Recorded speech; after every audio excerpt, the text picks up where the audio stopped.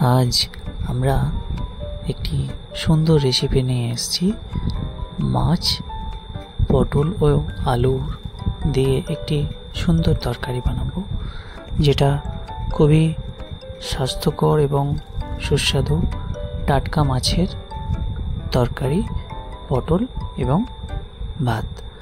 যেটা করব সেটা পুরোটাই আমি আপনাদের সঙ্গে শেয়ার করব। প্রথমে একটি কড়াতে সামান্য তেল নেওয়া হলো এবং সেটা গরম করার জন্য রাখা হলো। এরপরে তেলটাকে খুব আস্তে আস্তে গরম করা হলো। তার মধ্যে সামান্য লঙ্কা কুচি ও পেঁয়াজ দেওয়া হলো। সেটাকে সামান্য লাল করে নেওয়া হলো ধীরে ধীরে, যাতে তরকারির একটা অন্যরকম সুস্বাদ বা ফ্লেভার আসে। এবং যে কড়াই করব সেটা সামান্য উত্তপ্ত হলে খুবই ভালো হয়।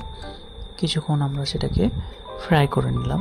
পেঁয়াজ, তেল এবং এদিকে ভাতের রান্না হচ্ছে, অপরদিকে তরকারি প্রস্তুত চলছে। সামান্য পেঁয়াজটা লাল করে নেওয়ার পরে দেখি গ্যাসের ফ্লেমটা সামান্য কমিয়ে এবং মিডিয়াম রাখলে খুবই ভালো হয়, কারণ পেঁয়াজ ধরে যাওয়ার সম্ভাবনা বেশি থাকে যদি অতিরিক্ত আঁচটা থাকে। সুতরাং আমরা মিডিয়াম আছে সেটাকে সামান্য লাল করে নেবেন। এবং কিছু পরে মশলা, আদা, রসুন এবং সামান্য পরিমাণে ধনিয়া, জিরে ও আরও অন্যান্য মশলা সরঞ্জাম যোগ করলাম। এছাড়াও হলুদ এবং আরও অন্যান্য যা আমাদের তরকারিকে করে তুলবে অত্যন্ত সুস্বাদু। এর আগে আমরা পটল ও আলু বা আরও সবজি যেগুলো দেব সেগুলো আমরা কেটে ধুয়ে রেখেছি এবং সেটাকে আমরা আস্তে আস্তে এই মাখা মাখা যে মশলাটা তৈরি হবে তখন সেটাতে আমরা ছেড়ে দিয়ে সেটাকে সামান্য কষা করে নেড়ে নেব। দেখতেই পাচ্ছেন আস্তে আস্তে আমরা সেটাকে ঢেলে দিয়েছি। এরপরে কিছুক্ষণ সেটাকে আমরা নেড়ে নেব, যাতে আমাদের এই রান্নাটা অত্যন্ত সুস্বাদু লাগে এবং স্বাস্থ্যকর হয়। কখনোই আমরা অত্যধিক জালে রান্না করব না। ফ্লেম যতটা মিডিয়াম হবে ততই তরকারি সুস্বাদু হবে। তো আজকে আমরা করে নিয়েছি। এরপরে ভাজা মাছগুলোকে সামান্যতম ফ্রাই করে রেখে দিয়েছি। সেটাকে আমরা এরপরে এর কিছুক্ষণ কষার পরে ছেড়ে দেব এবং সেটাকে আস্তে আস্তে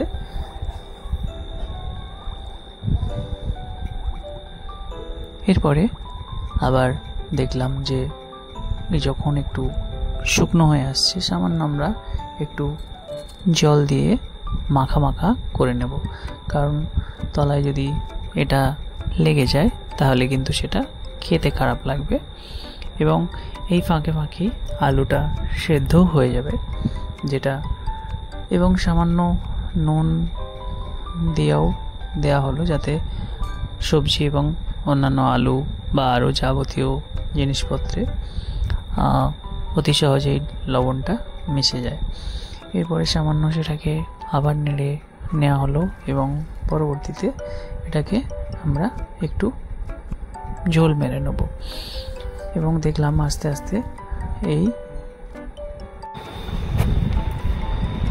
এরপরে সামান্য আঁচের ফ্লেমটা বাড়িয়ে আরও কষে নেব, যাতে তরকারিটা অত্যন্ত সুস্বাদু এবং সুন্দর খেতে লাগে।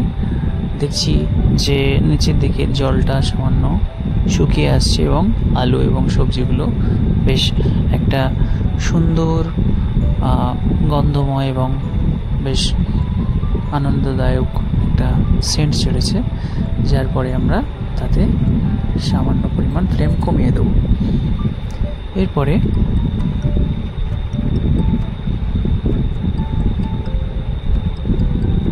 এরপরে আমরা সেখানে সামান্য জল দিয়ে নেড়ে নেব যাতে তলায় কোনোভাবে না লেগে যায়। এরপরে আমরা সেখানে মাছ ছেড়ে দেব এবং সেটাকে যতক্ষণ না রান্নাটা পরিপূর্ণ হচ্ছে ততক্ষণ আমরা সেটাকে কষতে থাকবো। দেখা যাক।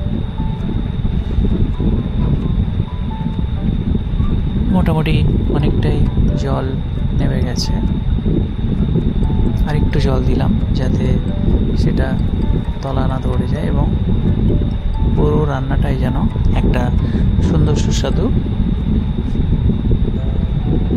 হয়ে ওঠে। এরপরে জলটাকে আরেকটু বাড়িয়ে নিলাম এবং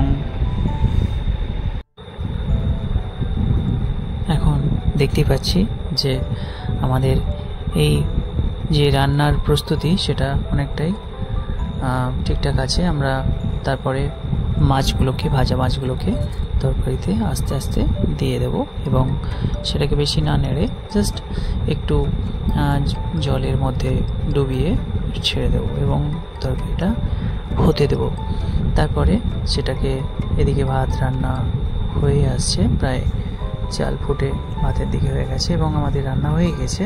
এখানে সামান্যতম থোড় এবং পটল আলুর তরকারি এবং মাছ ভাজা হয়েছে, যেটা খেতে অত্যন্ত সুস্বাদু এবং টেস্টি এবং হেলদি, অত্যন্ত ভালো লাগে।